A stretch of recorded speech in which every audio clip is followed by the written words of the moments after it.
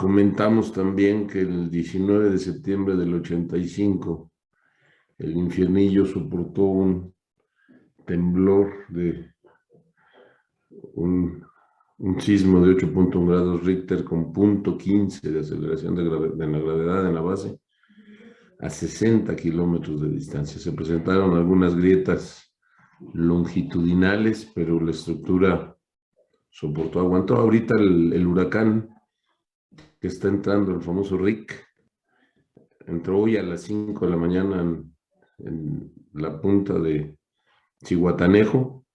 Está a solo 40 kilómetros del centroide de la presa. Entonces va a pegar con todo en el embalse. El problema es en sí en todo lo que es el área de la cuenca. El área de la cuenca del Infiernillo es un área muy grande de 108,000 kilómetros cuadrados, en el que ustedes ya desde el parteaguas de Tres Marías, en Morelos para allá, ya es cuenca del Balsas. Ya sale por el río Balsas, pasan toda la zona de la Macusac, toda la zona del puente que está en la carretera hacia Acapulco, el gran puente que está en ahora sí que casi a la mitad de la carretera México-Acapulco. Todo eso es el río Balsas, que drena todo lo que es Morelos, una muy buena parte bueno, drena parte Morelos, todo lo que es Guerrero y una buena parte de Michoacán.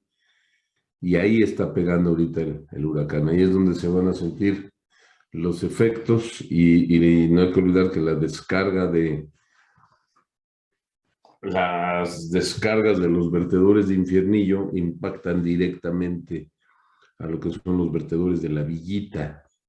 Entonces, esa zona y Lázaro Cárdenas van a recibir el día de hoy, de aquí a todo el lunes, el efecto del huracán, que tiene una gran cantidad de agua, ya es categoría 2. Recuerden que las categorías son por efectos de viento, no por efecto de agua. Hay huracanes que han pegado con categoría 1, el Alexander en el 2010, que en un momento dado, como les digo, fue categoría 1, pero que traía una enorme cantidad de agua. Ese huracán Alexander le pegó a toda la zona de Monterrey. Eso llevó a que prácticamente se decidiera en Monterrey construir la presa reguladora de la Rompepicos, y ese huracán llenó completamente el vaso de la presa Venustiano Carranza, que normalmente está con niveles bajos. Este año que ha llovido tanto, la Venustiano Carranza tiene un 18% de llenado, o sea, está muy vacía, pues. Pero en el 2010 se llenó completamente con Alexander, y el Alexander impactó en los embalses de la Amistad y de Falcón, y el embalse de Falcón, que son un embalse de casi 4,000 millones de metros cúbicos, 3,800, prácticamente lo llenó y se vació 2 veces con el efecto de la humedad que traía el Alexander, ¿no? Entonces, un huracán 5 es un monstruo que tiene unos vientos impresionantes, pero no necesariamente un huracán 1 no tiene efectos de una gran cantidad de agua, aunque tengan vientos más reducidos. Habíamos dicho en la clase anterior que ha habido una evolución muy importante de las presas de enrocamiento. En América, en México, construimos Chicoacén de 261 metros de altura. Esta se terminó en 1980. La Angostura de 162 metros de altura, que se terminó en el 75. y que es el embalse más grande de México, tiene 20,000 millones de metros cúbicos de capacidad. El Infiernillo, que tiene un embalse de casi 14,000 millones de metros cúbicos, 13,000, y tiene una altura de 157 metros, y Malpaso de 148 metros. Malpaso también es un gran embalse de 14,000 millones de metros cúbicos. Entonces, estas presas se construyeron en México y, como les decía en la clase del miércoles, que por cierto el día viernes amablemente la maestra Claudia López Fuentes me hizo favor de hacer con ustedes una clase de vertedores, ya empezando a ver vertedores, los vamos a seguir viendo. Terminando este tema entramos a ver vertedores, pero muchas gracias, maestra Claudia. Y bueno, estas presas se construyeron con base en las pruebas de la cámara triaxial gigante que echaron a andar, que idearon Marsal en México y Casagrande en los Estados Unidos, y realizaron un diseño de experimentos fuera de toda serie, de todo contexto. De verdad, muchachos, aquellos o aquellas de ustedes que quieran entrarle a la parte de la mecánica de suelos, mecánica de rocas, la mecánica de los materiales granulares, que el día de mañana, igual que hoy, siguen muy vigentes y cada vez más estamos haciendo que en lugar de tener terraplenes de tierra, tengamos pedraplenes, tengamos materiales de roca compactados, enrocamientos compactados. Son más resistentes, son más, en un momento dado, tienen mucho mejor comportamiento a largo plazo, y en particular en todo lo que son presas, el día de mañana el gran desarrollo vendrá sobre todo la parte de enrocamientos. Con las ideas de lo que se construyó en México, los colombianos siguieron la escuela de Marsal. Y hubieron varios ingenieros colombianos de muy buen nivel, ingenieros civiles, geotecnistas, y quienes además construyeron las presas de Guavio, del Chivor. Y ahorita, recientemente, como les comentaba en las primeras clases, acaban de construir una presa que se llama Ituango, de 233 metros de altura, enrocamiento con núcleo de arcilla.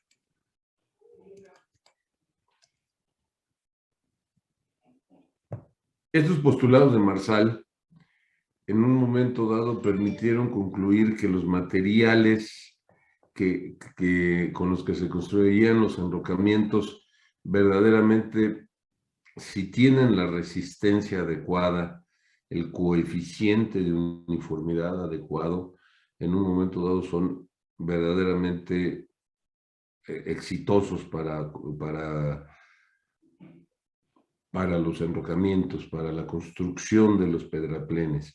Sin embargo, hay un efecto muy importante en todas las presas de enrocamiento y de tierra, y es el hecho de que se hacen grandes excavaciones. O sea, no se puede colocar el vertedor, la obra de excedencias o la obra de generación, la casa de máquinas, no se pueden colocar sobre la cortina o al pie de la cortina.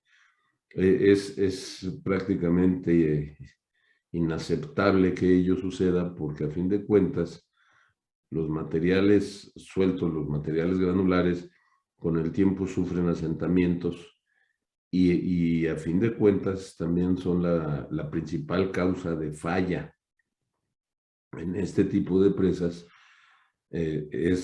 Y ocurre por avenidas, ocurre por desbordamientos, ya sea que la avenida estuvo mal estimada porque se presentó un agrietamiento por algún sismo, o porque se presentó en un momento dado alguna particularidad en la cimentación. Entonces, eso lleva a que prácticamente todas las obras de excedencias o las obras de generación se pongan ya sea en cavernas, si son casas de máquinas, o se pongan, en el caso de obras de excedencias, en las laderas.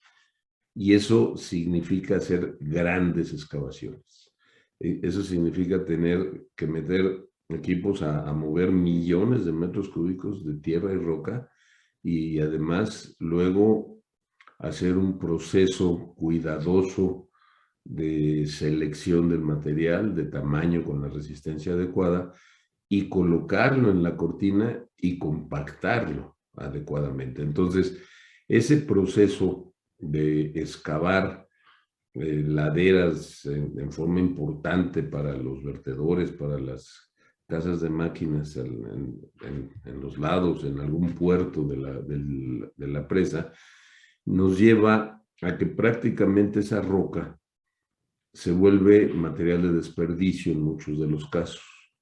Entonces, lo que hicimos los ingenieros, lo que hicieron los ingenieros en el mundo en materia de ingeniería de presas, fue que se empezó a usar esa roca cada vez más para efectos de incluirla en el cuerpo de la cortina.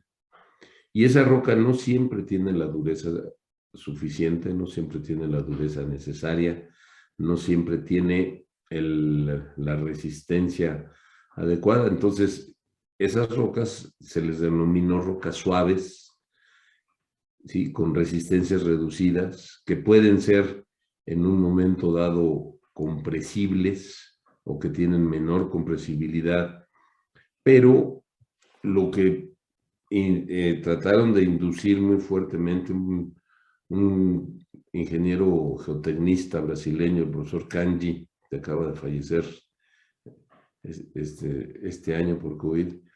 Él indujo mucho el hecho de usar resistencias reducidas bien compactadas. Y de hecho, con base en observaciones, en revisiones, un ingeniero colombiano,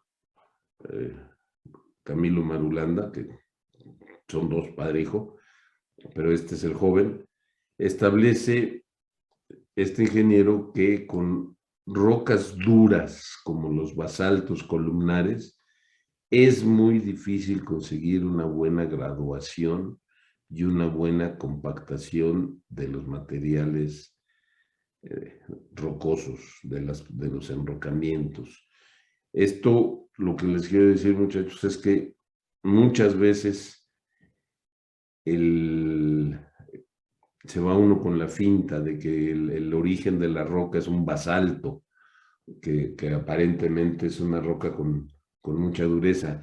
Esos basaltos no necesariamente tienen la ruptura de los granos adecuada, y entonces es muy difícil que se puedan compactar bien. Son rocas muy duras. Entonces, el proceso de compactación que sucede en estos materiales granulares en buena medida es que se coloca del tamaño adecuado, lo vamos a ver aquí ahorita un poco más adelante, el material del centro y el material pegado a la cara de concreto y a lo que es el concreto extrusado y el filtro, se le llama el material 3B. Ese material 3B se coloca de 80 centímetros de tamaño, tal vez 1 metro, pero preferentemente 80.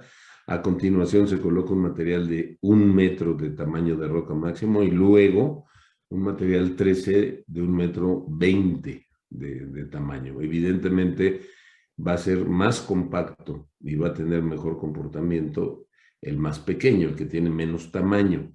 Entonces, lo que sucede con estos materiales es que cuando viene el proceso de compactación, se pasan 6 pasadas de capas de 80, con las capas de 80 centímetros se pasan 6 pasadas de un vibrocompactador de 12 a 15 toneladas. Yo les decía en la clase pasada que los chinos ya estaban usando compactadores de 20 a 25 toneladas. En mi opinión ya es mucho, porque el proceso es que el vibrocompactador, cuando pasa por la roca, rompe los granos, rompe las aristas vivas de la roca y la redondea, tiende a hacer un redondeo del material, y eso da una buena graduación y una buena compactación. Eso es lo que ocasiona una buena compactación. Y para mejorar esos procesos, lo que hicimos en México, y luego ya todo el mundo digo que se le ocurrió a ellos, pero los primeros que lo hicieron en el mundo fuimos nosotros en el cajón. Para mejorar eso, lo que hicimos fue poner agua. Entonces, en el proceso de compactación, con monitores de bomberos, así con una gran cantidad de agua, colocábamos prácticamente 200 litros de agua por cada metro cúbico de roca. Entonces, el agua induce que se rompa las aristas vivas del enrocamiento y se tenga una mejor compactación y una mejor graduación del material. ¿Sí? Acuérdense ustedes que la graduación es la cantidad de tamaño que quedan de granos que pasan ciertos tamaños en las mallas con los que ustedes hacen las evaluaciones. Entonces, los basaltos, en particular los columnares, pero los basaltos son rocas tan duras que no rompen, que no tienen esa ruptura de granos, aunque le pongan agua, y entonces no necesariamente sucede una mejor compactación y un mejor comportamiento. Las rocas suaves, intemperizadas o degradadas, realmente se han vuelto una opción. Yo les pediría el día que les toque construir este tipo de obras, porque les va a tocar, o sea, hay una conciencia cada vez más fuerte en el mundo de que se necesita más agua para almacenarla para la población. Entonces, la mejor alternativa de eso son las presas. Entonces, en un momento dado, el usar las rocas suaves es una magnífica opción, pero sí deben de tener ese cuidado de que en extremo una roca suave también se desmorona y se vuelve polvo. Entonces, es posible usar la excavación de los vertedores de las casas de máquinas, en algunos casos de los túneles de desvío, y geológicamente las rocas suaves, según Kanji y Freitas, son dos investigadores brasileños, este señor ya falleció. Las rocas suaves están conceptualizadas como rocas de baja resistencia, que tienen alta porosidad, absorben mucha agua, tienen baja cementación y son sensibles al intemperismo. Algunos casos de éxito en la metodología de la construcción de las presas de enrocamiento, también hay casos de fracasos, y los vamos a ver ahorita. Pero puede señalarse en un caso de éxito, que luego también se convirtió en un problema, el que los chinos construyeron una presa que se llama Tianchescao en China, 178 metros de altura. En los años 90 fue la época en que México estábamos construyendo Aguamilpa y el mundo estábamos considerando la posibilidad de alcanzar y de llegar a presas de enrocamiento con cara de concreto de 200 metros de altura. Ese era el reto. Eso era lo que sucedía en todos los países, y entonces había, como sigue habiendo hoy en día, pero nosotros casi ya, los mexicanos casi no vamos, van muy pocos. A veces soy el único en esos eventos. Había reuniones, había simposios donde nos decíamos qué nos pasaba. Entonces los chinos usaron en esta presa de Tianchescao con cara de concreto una cortina muy amplia en un cañón, en una boquilla de 16 millones de metros cúbicos, es muy amplia. Usaron una gran cantidad de rocas suaves para este material 3C. Esto es lo que les comentaba hace un momento. El material A es este material fino, limo o arena muy fina, mezclada incluso con ceniza. Luego viene el material B. Luego viene la cara de concreto y luego el material B, ya es un filtro, y el 3B es este material 3B es el que soporta el gran empuje hidrostático en la presa, los millones de toneladas que en un momento dado se producen como empuje hidrostático. y que la resultante cae aquí, los, los resiste, los soporta este material 3B, esta resultante se distribuye en este piso.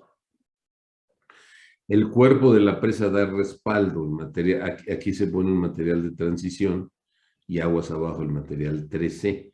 Entonces, esa es la tendencia. Los chinos no usaron transición, usaron 3B y 3C aquí. Y entonces, para el material 3C, los chinos usan un material que se llaman lutitas. Ustedes saben cuál es el origen de las lutitas. Son rocas sedimentarias en las que prácticamente la arcilla está en proceso de perder agua, que no es fácil, no pierde agua tan fácilmente, pero durante su proceso de consolidación se vuelven roca. Esa es la lutita. La lutita tiene un origen arcilloso muy alto, muy fuerte. Y el problema de las lutitas es que si usted es una roca consolidada, que es aparentemente una roca bien formada, la ponen en un recipiente con agua y la dejan ahí 6 horas, 8 horas, 12 horas, se vuelve suelo.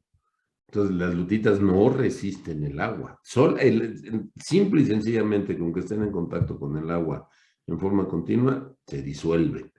Y estos amigos usaron lutitas con módulos de deformación muy bajos. Vamos a ver que el material 3B que usamos en cajón fue del orden de 130 megapascales, para Aguamilpa fue del orden de 300 megapascales, para la Yesca también, y resulta que esos amigos solo pusieron 40 a 48 megapascales, 40 a 50 megapascales, y en la parte central de la presa, incluso llegaron a alcanzar valores de 30 megapascales. ¿Saben qué pasa? Pues ese material era extraordinariamente susceptible de deformarse, de asentarse. Las lutitas en sí se pueden trabajar, vamos, es muy fácil excavarlas, no necesitan a veces ni voladuras. Basta y sobra con el equipo de construcción, con las retroexcavadoras, con las rompedoras que están en las puntas de las retroexcavadoras, pero a fin de cuentas, sí se presentaron asentamientos importantes. Durante el primer llenado, los chinos festinaron y dijeron, no se fracturó la cara de concreto, no pasó nada. Carlos, como el segundo año, estaba toda fracturada la cara de concreto. Sí se presentaron grietas y ya luego los chinos dijeron, fueron leves, fueron muy tranquilas. No es cierto, se presentaron problemas muy graves. Moraleja, sí se pueden usar rocas suaves, no en forma masiva, no muchísimo, no hay que poner todo el material, todo el respaldo del material de enrocamiento con rocas suaves porque se va a deformar y va a tener problemas. Entonces, sí hay que tener ese cuidado. Nosotros no usamos rocas suaves en México. No digo que se tengan que descartar, pero sí digo que se tendría que tener mucho cuidado en ponerlas. Recientemente los chinos construyeron esta presa que se llama Noshadu, enrocamiento con núcleo de arcilla. En inglés quiere decir Earth Core Rockfield Dam. Y como estaban en una zona sísmica, usaron una serie de placas de acero para evitar que los círculos de falla que nos da la teoría de la estabilidad de taludes en un momento dado actuaran en todo su esplendor. Entonces, la teoría de estos amigos, y bien estudiada, es que estas placas de acero interceptan los círculos de falla que se producen en estos enrocamientos. Entonces, teóricamente, esta presa es capaz de poder resistir un sismo de 9 grados Richter, que es una majadería, y en un momento dado, además de las barras, pusieron también una malla, amarraron las barras con una malla de acero. Los elementos básicos de las presas de enrocamiento, en particular los de las presas de enrocamiento con cara de concreto, son tres, jóvenes. El plinto.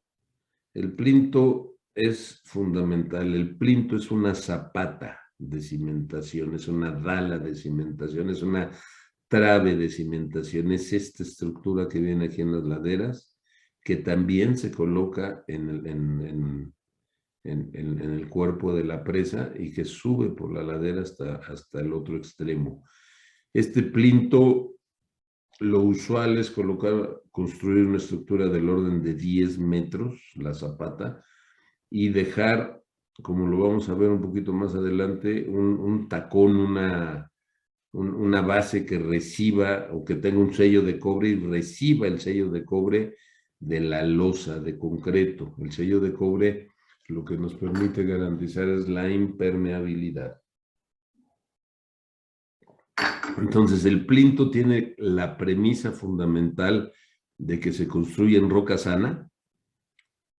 ¿Sí? Si ustedes pueden en un momento dado tener, lo ideal es tener barrenos cada 20, 30 metros en el sentido, en la longitud del desarrollo del plinto, barrenos para garantizar que la roca es sana, que no van a tener saprolitos, que no van a tener rocas suaves, fracturadas abajo del plinto.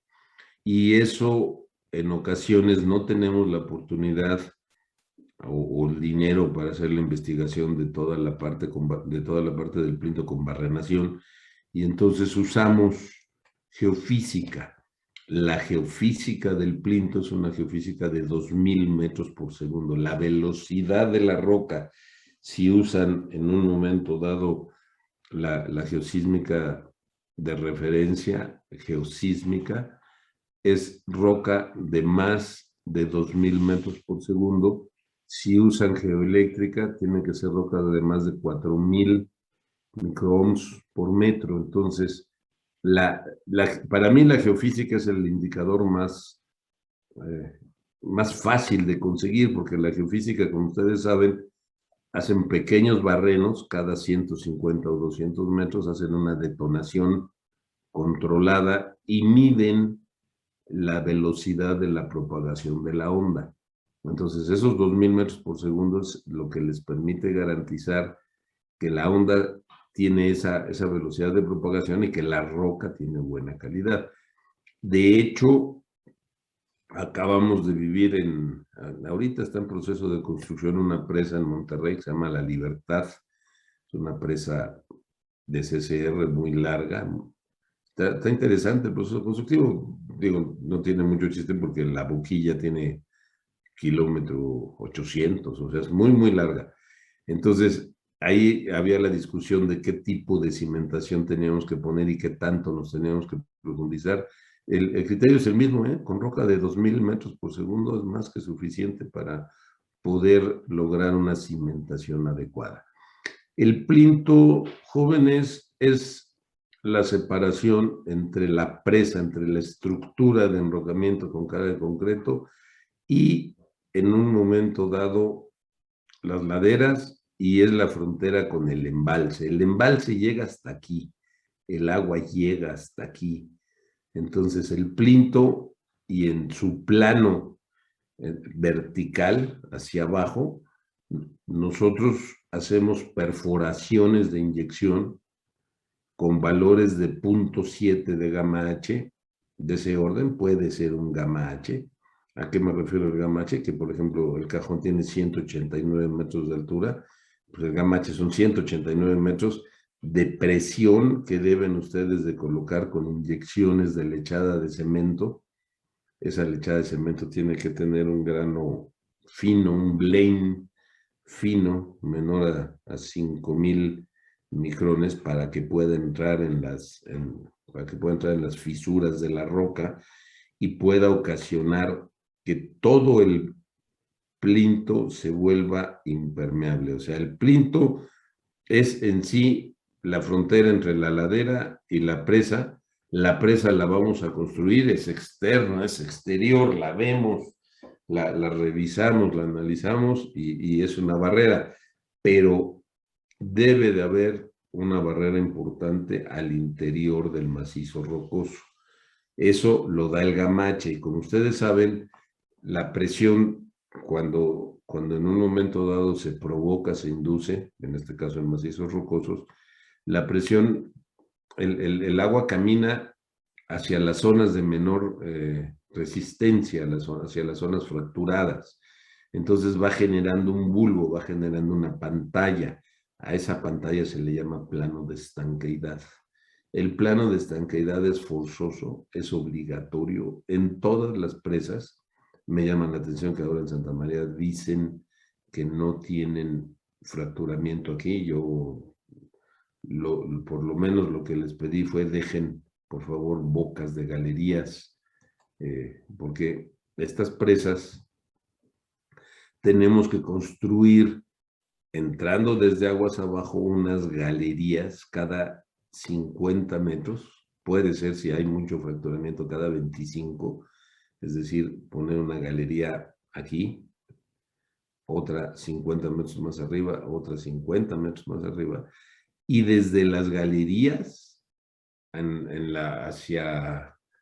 caminando en el sentido hacia el interior de la ladera, tienen que también hacer su plano de estanqueidad, sus inyecciones de roca.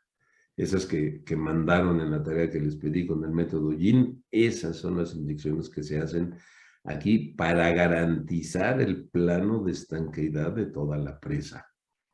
Entonces el plinto se vuelve fundamental.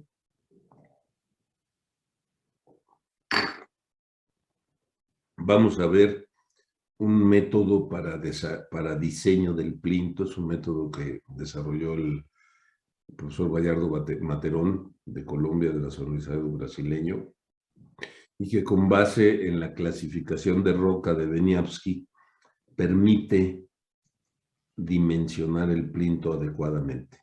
Vean el plinto del cajón en todo su desarrollo, no importa que tenga quiebres horizontales o quiebres verticales. Aquí la pantalla se construye en todo este plano y luego se construye en todo este plano para lograr intersección de las pantallas. Es imposible pensar que vamos a construir la pantalla aquí, que le vamos a dar la vuelta y vamos a llegar acá y luego le vamos a volver a dar la vuelta para acá. Eso no sucede. Lo que hacemos es que construimos toda la pantalla aquí y luego toda la pantalla acá y luego toda la pantalla en este sentido, para buscar que los planos en el interior del macizo rocoso se intersecten, en un momento dado se crucen, se comuniquen entre las fisuras para lograr ese volumen del material de inyección. Muchas veces, y hay gente que desprecia la chamba de la inyección, dice, no, esa es chamba de geólogo, no, es una chamba muy interesante. Hay una empresa muy fuerte en México que se llama Cimesa, que se llama Cimentaciones Mexicanas S.A. Es brutal, y tienen un montón de experiencia. Cuando las pantallas no son posibles de colocar, entonces hay que meter otro tipo de pantallas, por ejemplo, pantallas plásticas, y es una ingeniería muy especializada y que deja muchísima ganancia económica. O sea, realmente aquellos de ustedes que se dedican a la geotecnia, en particular a todo lo que son cimentaciones y pantallas, tienen una expectativa de ganancia económica muy importante. Toda estructura en este país se tiene que asentar en suelo o en roca. Y si ya se meten las cimentaciones cuidadosas de la Ciudad de México, bueno, ya ni les digo, o sea, es tan importante que en un momento dado se vuelve la parte fundamental de los grandes edificios. Todas esas grandes torres que ahora ven ustedes en el Paseo de la Reforma, son torres que no necesariamente están piloteadas hasta abajo, ¿eh? Son torres que tienen muchos pilotes de fricción, cimentaciones de compensación, y lo que se buscó es que a la hora que se produce el movimiento del sismo, se tiene el movimiento del sismo, no tengan en un momento dado la resonancia para efectos de falla, ¿no? Pero las cimentaciones dejan muchísimo dinero. Se debe tener mucho y muy especial el cuidado en los plintos flotantes. ¿Qué es eso? Cuando, sobre todo en el cauce del río, a veces la roca que subyace donde vamos a colocar la base de la presa, está aquí, a veces no es roca sana, a veces es roca fracturada y a veces la roca sana está a 20, a 30, a 40, a 50 metros, a 60 metros de profundidad.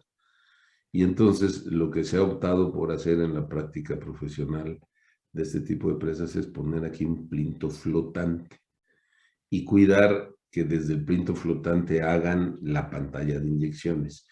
A esto me refiero que hay que tener especial cuidado con el plinto flotante. Santa María, en Sinaloa, tiene plinto flotante y hay que cuidarlo mucho porque ese material es susceptible de licuarse. La licuación, como ustedes saben, es la falta de resistencia que tiene un suelo granular, friccionante como las arenas, ante un esfuerzo cortante súbito como el que producen los sismos. Entonces, cuando viene un sismo de alta intensidad, los suelos friccionantes pierden resistencia y se deslizan cantidad de metros. O sea, hay una carretera en Mexicali que de un punto a otro de la carretera, después de un sismo muy fuerte en los años 2000, de punto a punto habían más de 400 metros. O sea, verdaderamente la licuación se vuelve un problema muy grave. Ese es otro tema de investigación brutal para los geotecnistas. No está perfectamente estudiado, categorizado el fenómeno de licuación y cómo resolverlo. Implica grandes esfuerzos económicos y verdaderamente es muy interesante. Se debe cuidar muchísimo la parte de galerías. Las galerías llegan y definen el plano de estanqueidad. Entonces el plinto se vuelve toda una ciencia de diseño, construcción, de poder defenderlo ante condiciones y esfuerzos de trabajo importantes. La otra parte importante de las presas de enrocamiento con cara de concreto es el enrocamiento. El enrocamiento, jóvenes, es el material que resiste todo el empuje hidrostático y todo el empuje hidrodinámico en caso de un sismo de alta intensidad. Todo. La cara de concreto es solamente un elemento aislante. Es un elemento que en un momento dado separa, es la frontera del agua. Pero la cara de concreto, un metro, metro 20, metros 50 que tienen en la base y un metro máximo que tienen en la corona, esa cara de concreto, esta cara de concreto, no aguanta millones de toneladas, no aguanta 20, 15, 18 millones de toneladas. La cara de concreto no lo aguanta, no soporta el empuje hidrostático.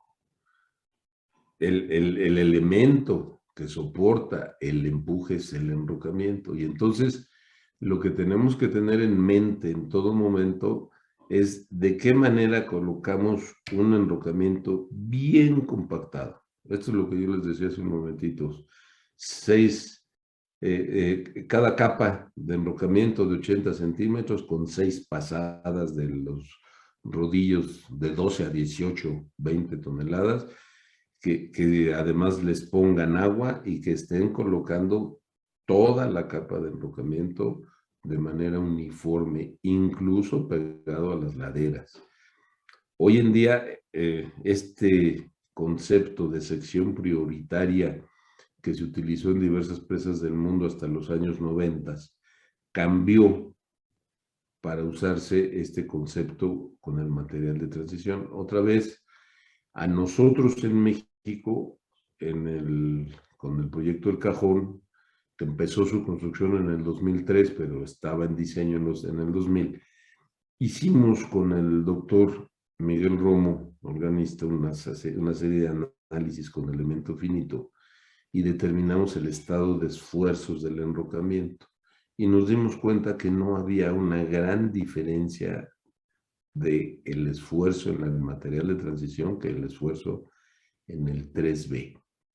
Y eso es una aportación muy importante porque eso implica que en lugar de usar capas de 80 centímetros también en el material de transición, ustedes pueden pasar a capas de 1 metro en el material de transición. Igual 6 pasadas, igual un rodillo de 12 a 18 toneladas, pero con capas de 1 metro. La diferencia de pasar de 80 centímetros a 1 metro económicamente significa menos material procesado, o sea, no tener que reducir ni que cribar tanto o tan finamente el material 3B, entonces usar un material más grande y el acarreo, que también se traduce se traduce a fin de cuentas en que usar este material de transición llevó a que en casos similares nos ahorrábamos entre 8 y 10 millones de dólares en una presa en la que consideren ustedes, por favor, que cubica en todo su tamaño 10 millones de metros cúbicos y que cuesta del orden promedio de $12 el metro cúbico. O sea, la pura cortina del proyecto cuesta 120 millones de dólares. Las excavaciones de casa de máquinas cuestan del orden de 50, los vertedores 50, ya estamos en casi 200, 320, el equipo electromecánico cuesta 300 millones de dólares, ya estamos en 640, accesos, campamentos, etcétera, ya estamos en 750, 800 millones de dólares, que fue lo que se cotizó para el proyecto El Cajón. Entonces, solamente esto cuesta del orden de 8 a 10 millones de dólares. ¿Ustedes creen que los dueños de las presas iban a dejar pasar esa oportunidad? Pues creo que no. La usaron, porque a fin de cuentas, si esto se va a comportar bien, no va a tener deformaciones importantes, no va a tener problemas importantes, pues usémosla. Nada más que la premisa, aquí la premisa es que se compacte bien. Y en varias presas no se compactó bien. En varias presas no colocaron la energía de compactación suficiente y adecuada y a fin de cuentas tuvieron problemas de fracturamiento de la cara de concreto. O sea, no se pudo lograr la liga tan importante de un enrocamiento bien colocado y bien compactado con la cara de concreto, y en el momento que estaba o que era más o tenía menos energía de compactación del material y se deformó, esa deformación ocasionó agrietamientos importantes en la cara de concreto. Y viene una alarma generalizada, ahorita les platico, porque la alarma generalizada fue básicamente financiera. Los financieros, los bancos están muy ligados, muy cercanos al avance de la ingeniería y de la tecnología, a cómo se perfora un pozo petrolero, a cómo se extrae el litio, a cómo se extrae el carbón, a cómo se hacen presas. Están muy pegados y ellos financian estos proyectos. Y ellos tienen compañías y empresas que supervisan y revisan el diseño y construcción de estos proyectos. Entonces, cuando las empresas financieras, los bancos, los dueños de la lana se dieron cuenta que en varias presas en el mundo se había agrietado la cara de concreto y que esto podía poner en riesgo la seguridad de la presa completa, hubo una alarma generalizada. Dijeron, no, señores, separan todos los financiamientos, separan todas las inversiones hasta que no nos expliquen qué pasó. Y resulta que nosotros en México se estaban construyendo al mismo tiempo 8 presas en el mundo. Una de ellas era la nuestra, Cajón. Y resulta que la que no se fracturó fue el Cajón. Y las que sí se fracturaron fueron 2 en Brasil, una en África que se llama Mojale, que estaba haciendo en Prejilo. Las 2 en Brasil las estaba haciendo una empresa que se llama Camargo Correa, con Andrade Gutiérrez. Y se estaba construyendo también Carayucar en Islandia por Impregilo, y ya tenían el agrietamiento, ya tenían el problema en las caras, en el concreto extrusado en Carayucar. Y nosotros lo que hicimos, siguiendo otra vez la escuela de Marsal, fue que cuidamos mucho el coeficiente de uniformidad de las capas y cuidamos mucho el proceso de compactación de las capas. Fuimos religiosamente, cuidadosamente compactando cada capa como debíamos de compactarla. Este material, en el caso del Cajón, fue una roca más suave que la de Aguamilpa, pero a fin de cuentas más uniforme. Y entonces el Cajón no se agrietó como las otras. Vamos a verlo un poquito más adelante. Esta es la evolución del enrocamiento y otra vez, a manera de resumen, jóvenes,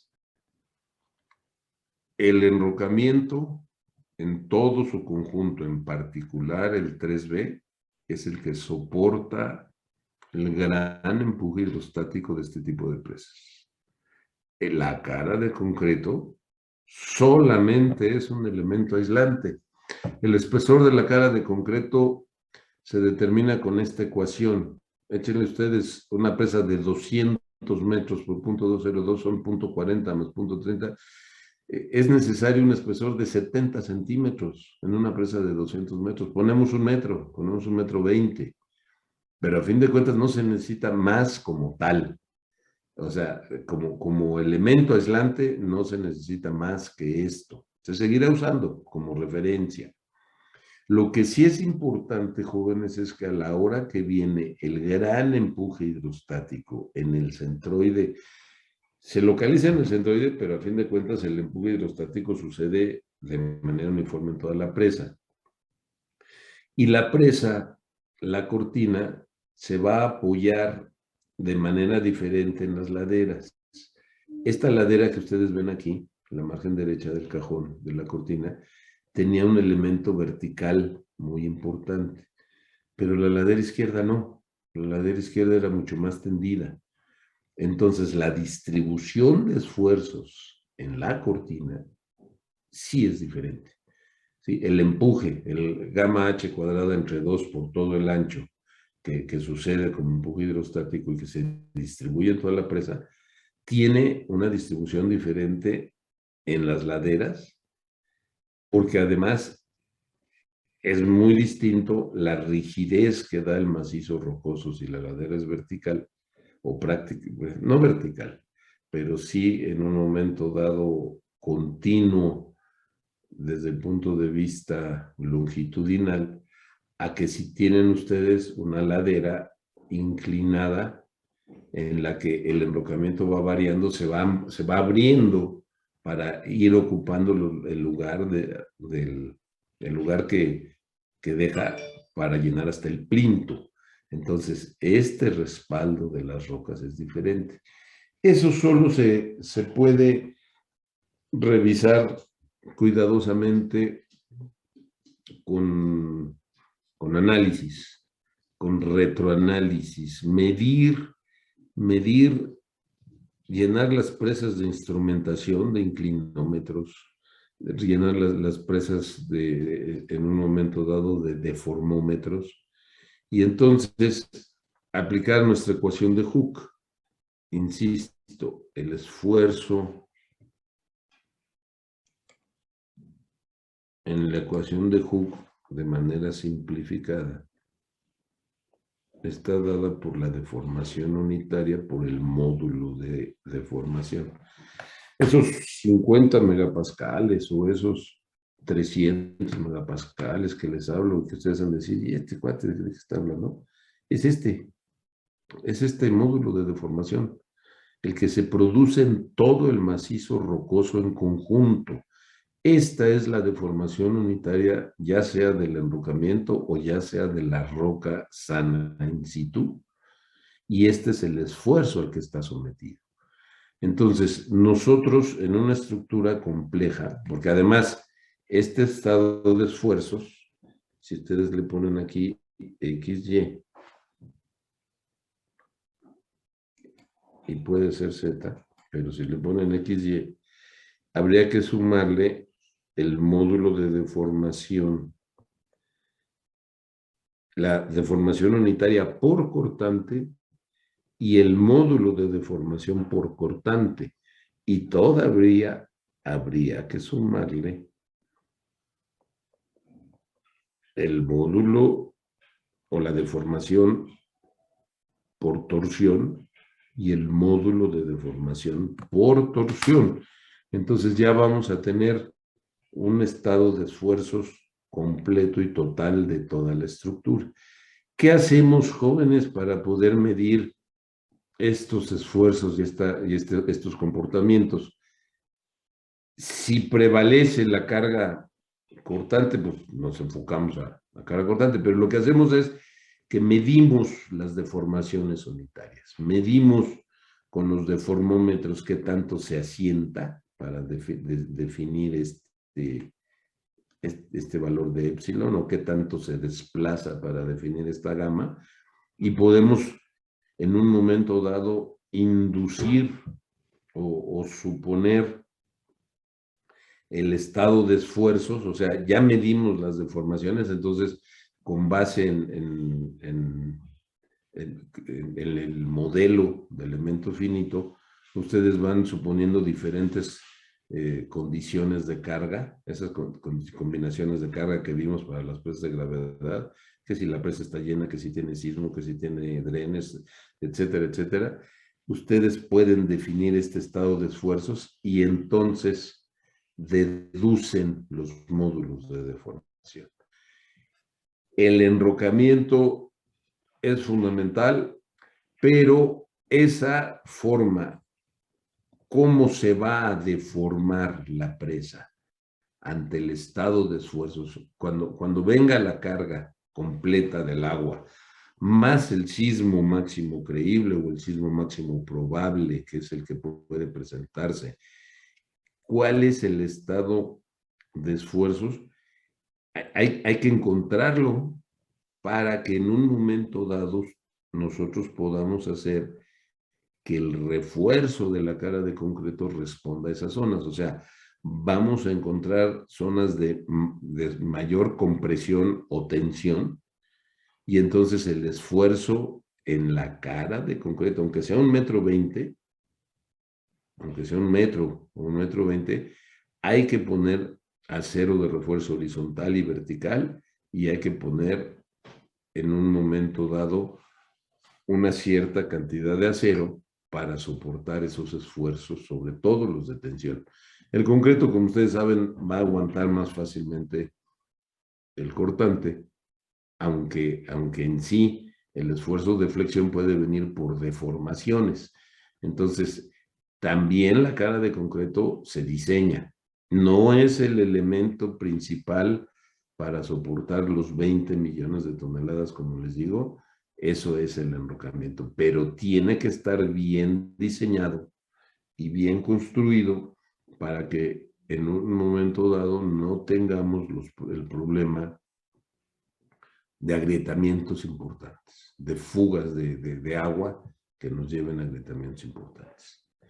Entonces, teniendo en mente estos tres elementos que son el plinto, la cara de concreto y el enrocamiento, Barry Cook, que fue, como les decía, uno de los investigadores que más impulsaron este tipo de presas, dijo en Pekín, en China, en el 2000, dijo: una presa de concreto, de enrocamiento con cara de concreto, tiene una gran confiabilidad contra fuerza cortante. Es lógico. el empuje hidrostático se queda aguas arriba. El empuje hidrostático no pasa al enrocamiento. Todo este material es seco. ¿Sí? Y para construir, para medir qué cantidad de agua está filtrándose, porque a fin de cuentas no lo podemos evitar, sobre todo en las laderas, normalmente construimos aquí un canal con un vertedor triangular que sale hacia aguas abajo. Entonces, la medida del agua que sale por este vertedor triangular es una medida de la calidad con la que construimos la presa. Es una medición intrínseca. Pero este señor Barry Cook dijo, hay una gran confiabilidad contra fuerza constante del enrocamiento. O sea, resiste sismos de alta intensidad sin problema. Hay una alta resistencia sísmica del enrocamiento. Y el enrocamiento zonificado es estable contra el flujo. Esa es una gran ventaja, porque aún cuando se hayan presentado grietas y aun cuando se hayan presentado filtraciones, como esto es bastante permeable, tiene separaciones importantes, en un momento dado el agua entra y cae. ¿Sí? No se produce un tirante de agua, no se produce un gradiente hidráulico que hace que el material abajo del gradiente quede sumergido y pierda peso. ¿Sí? El material que en un momento dado resiste, o sea, cuando viene, si acaso se presentan las grietas, el material es permeable y el agua cae al fondo de la presa y no necesariamente se presenta material sumergido. Hay una medida fundamental en todo este proceso, jóvenes, que les he comentado, y que es este filtro. Lo que es el contacto entre el enrocamiento de 80 centímetros con la cara de concreto no es un contacto directo. Hay un filtro. Este filtro en las primeras presas se empezó a colocar de 1,50 m. Luego se empezó a subir. En el cajón ya pusimos 3 metros.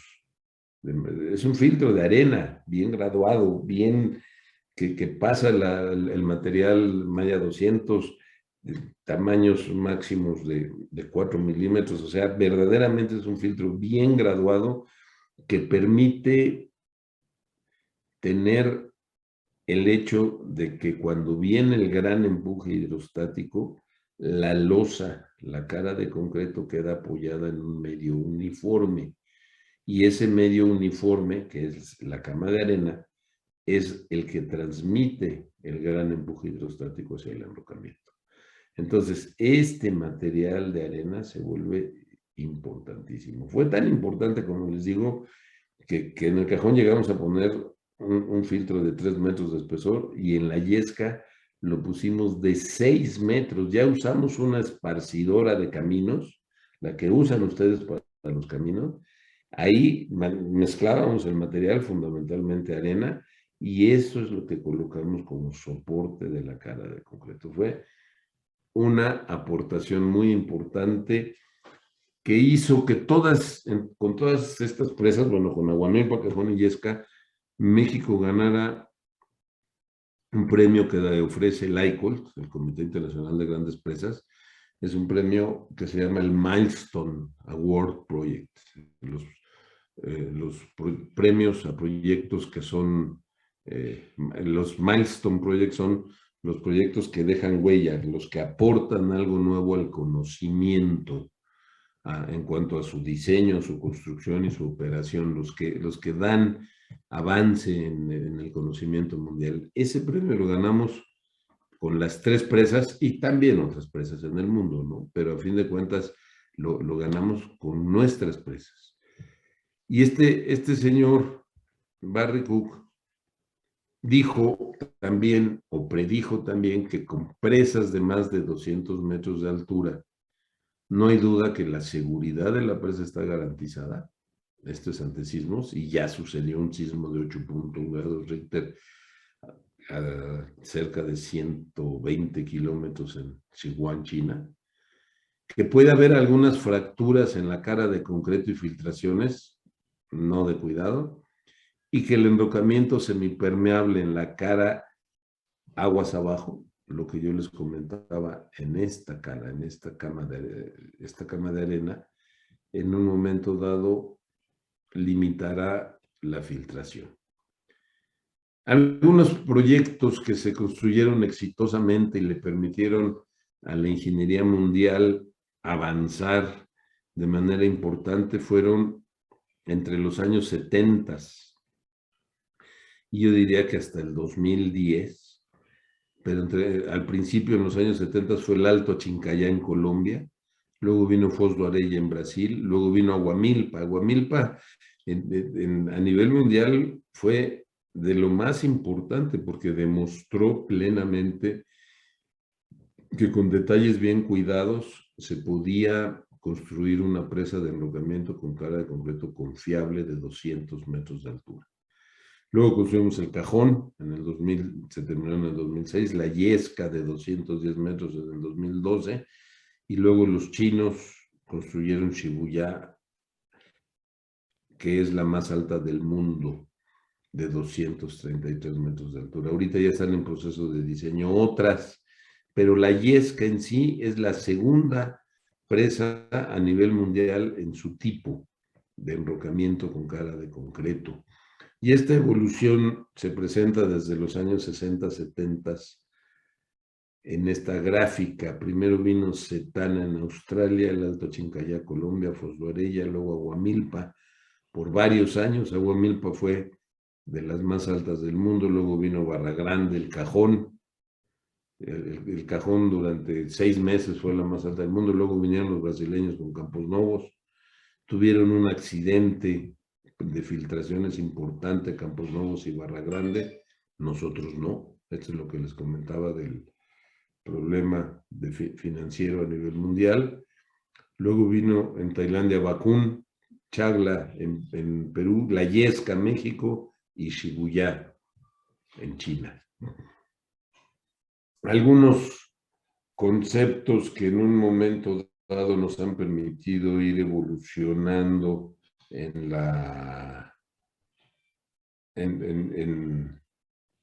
lo que es en sí el desarrollo de las presas de enrocamiento con cara de concreto.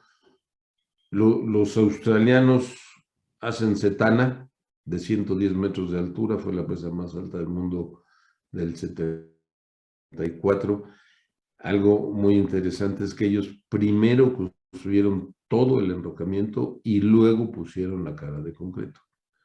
Entonces, eso fue muy interesante porque eso permite que se deforme el enrocamiento. El enrocamiento, por rígido que sea, por altos que sean los módulos de deformación, se va a asentar, son materiales sueltos.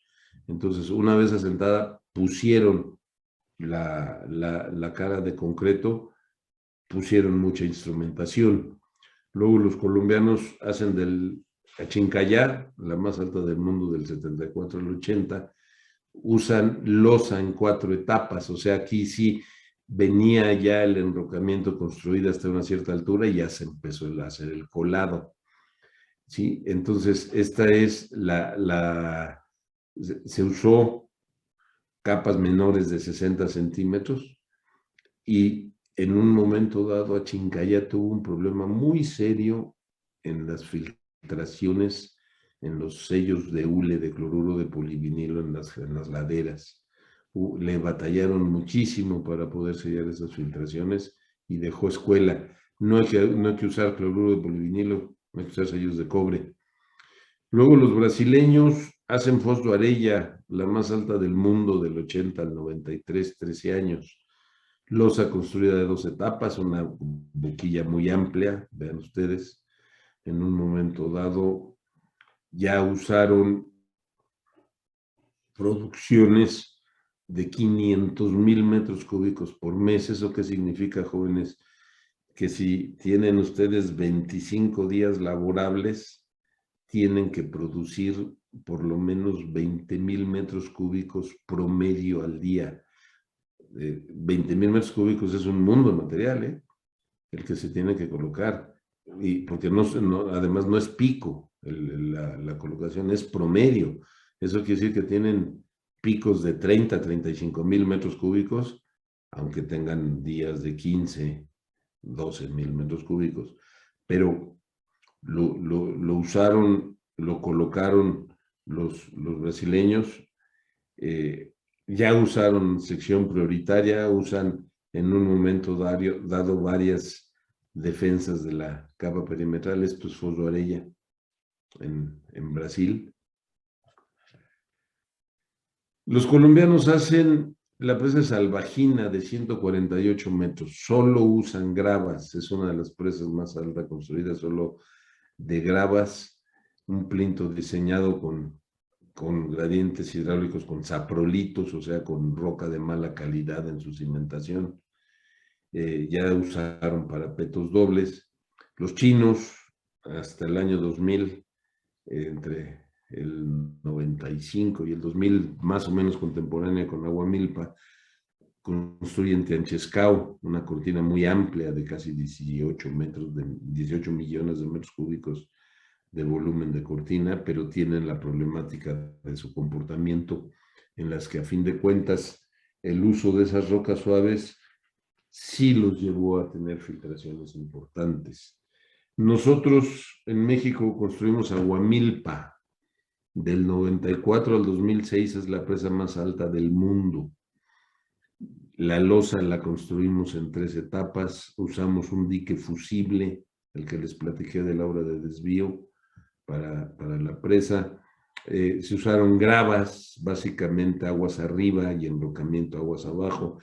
Estas gravas es 1000 veces preferible que un enrocamiento producido, que un enrocamiento fabricado, que un enrocamiento que tiene como origen voladura y cribado. ¿Por qué? Porque a fin de cuentas los mantos de grava bien redondeados, ya con el paso del tiempo, esas gravas quiere decir que viajaron con todo el proceso de acarreo del río y se depositaron.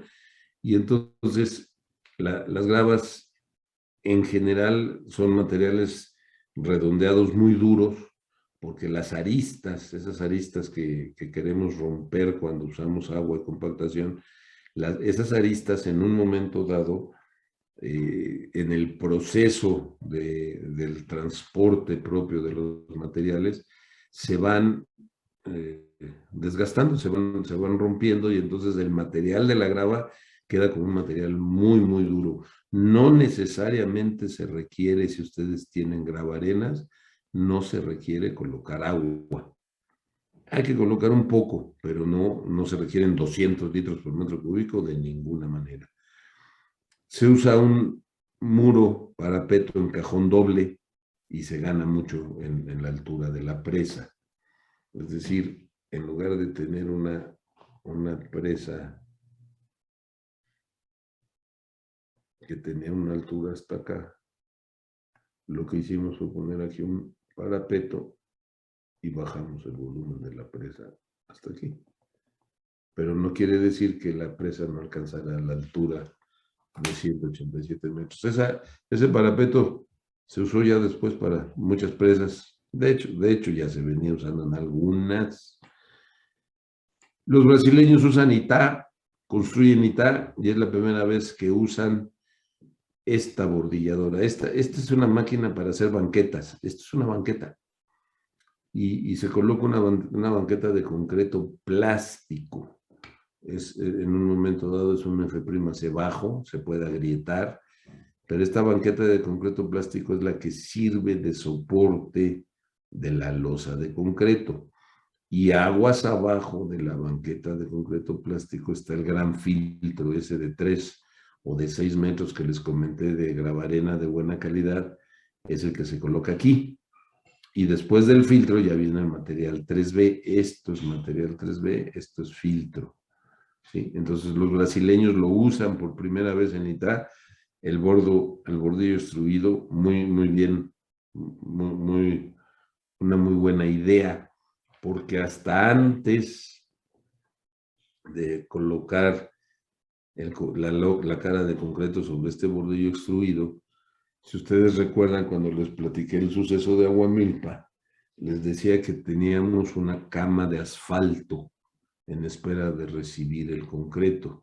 Es decir, hasta antes de los 90, 93, 94, todavía en Aguamilpa lo usamos, en lugar de usar este bordillo extruido, se colocaba concreto asfáltico, con toda la dificultad que ello conlleva, jóvenes.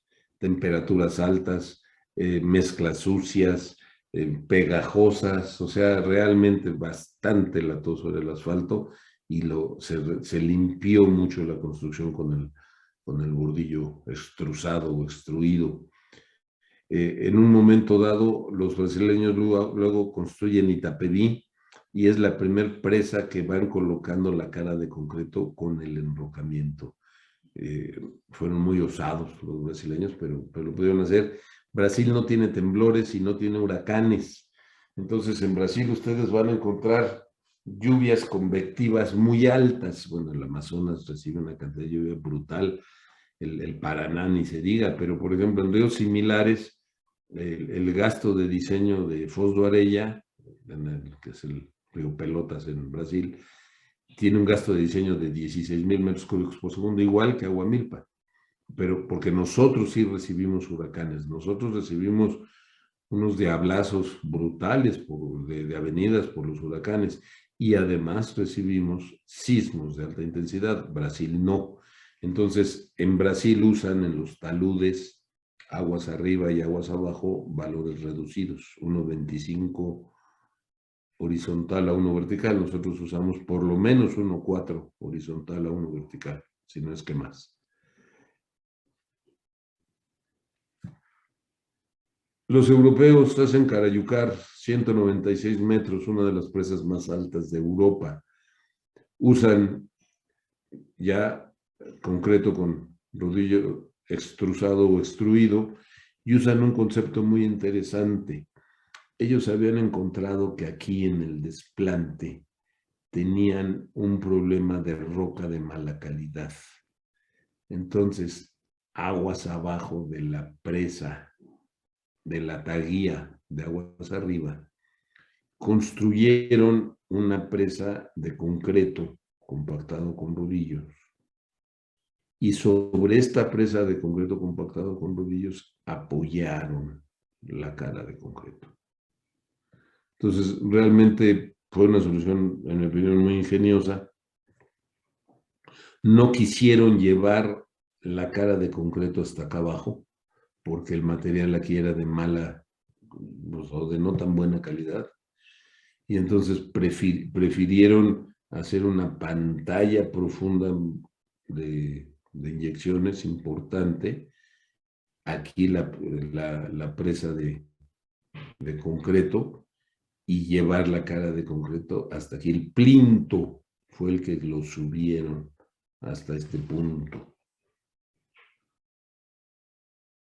Es el esquema en Carayucar.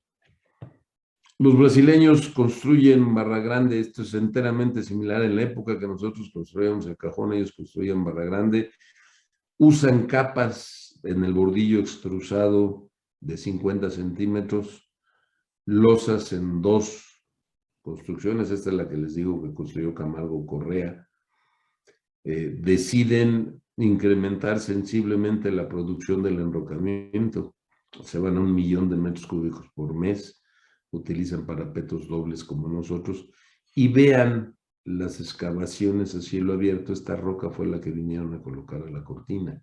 Se optimiza el proyecto de excavación y colocación del material. Estos mismos señores construyen Campos Novos de 202 metros de altura, es la presa más alta en Brasil. La nuestra es Chicoacén de 261. Estos señores, igual que en Campos Novos, usan bordillos de 50 centímetros, losa en 2 etapas. Aquí ya le suben a la producción del enrocamiento 1,3 millones de metros cúbicos por mes. Tanto en Barra Grande como en Campos Novos, yo fui antes de emitir la licitación del Cajón, yo fui a verlos, estos señores allá a Brasil, a ver cómo estaban construyendo, y lo primero que les dije es, oye, no estás compactando, ¿eh? ¿no? Las mancuernas, tractor, compactador, que debe de estar sucediendo para colocar, para hacer la compactación adecuada del material, no era suficiente y no era bien hecho, no era de calidad. Y la advertencia que les hicimos con mi jefe, con Benjamín Granados, fue, oye, así no te dejo que construyas en México, ¿eh? Entonces, esta gran producción de 1.3 millones de metros cúbicos por mes, pues yo digo que no sirvió de nada. Y ahorita vamos a ver por qué.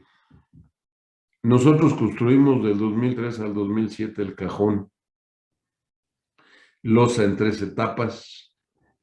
Usamos el nuevo concepto de zona de transición, el material 3B de 80 centímetros, T 1 metro, 13 metro 20, agua.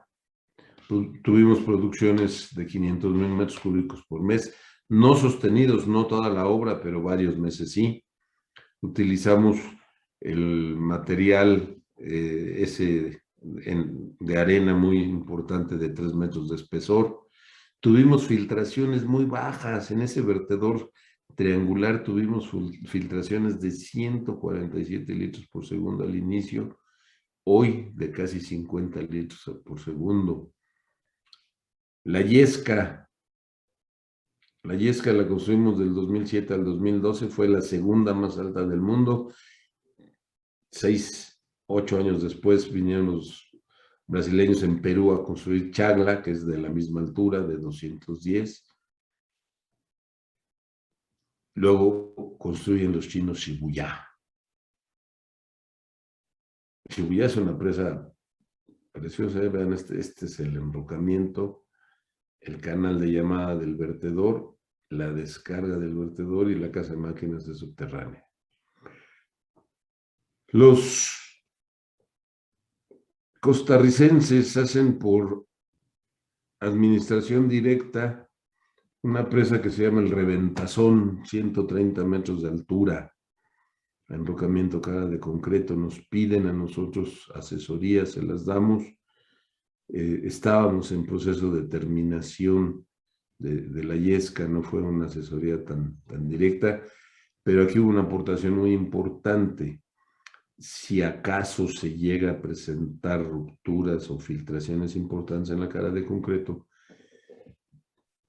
los finos que salen al material 3B se pierden. Y entonces, por primera vez en las presas de enrocamiento con cara de concreto se coloca un filtro de arena. Y este filtro lo que impide es que los finos del material 3B viajen y salgan, se detienen aquí. Entonces, esta innovación ya la pusimos ahora para Santa María. Ahí está Santa María.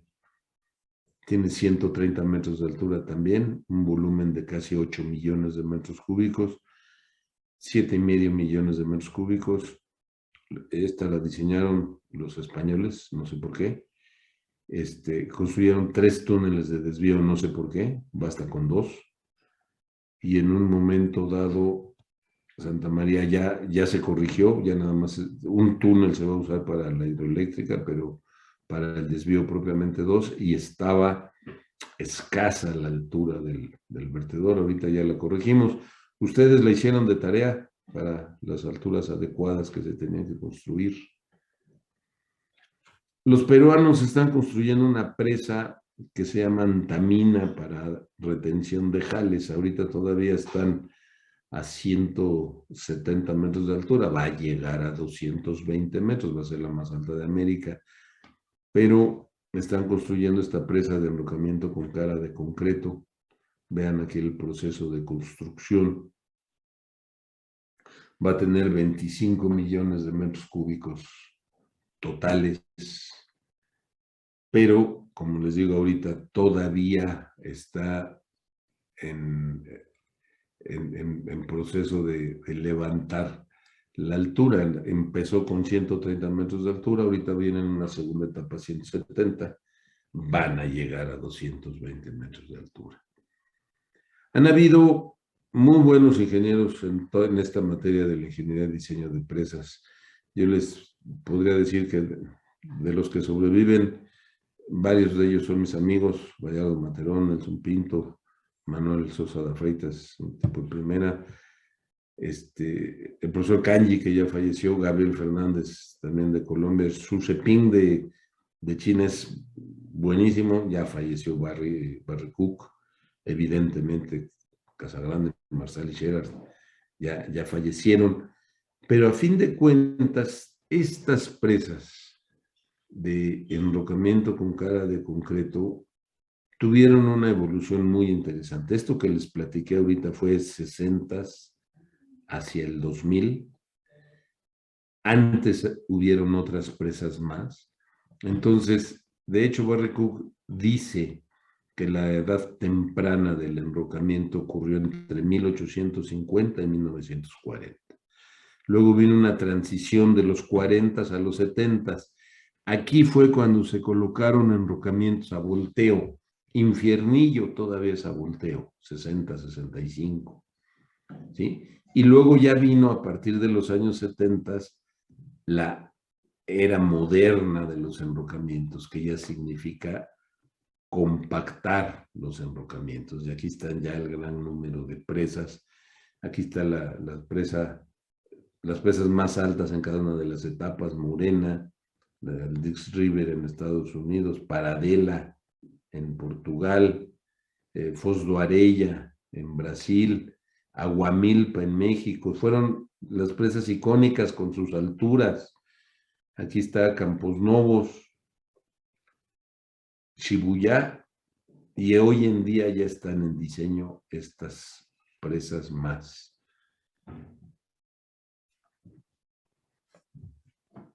Aspectos relevantes de construcción nos han permitido los avances de la ingeniería mecánica el poder construir más y mejor estas presas. Es auténticamente, jóvenes, que los ingenieros mecánicos se ponen a nuestro servicio.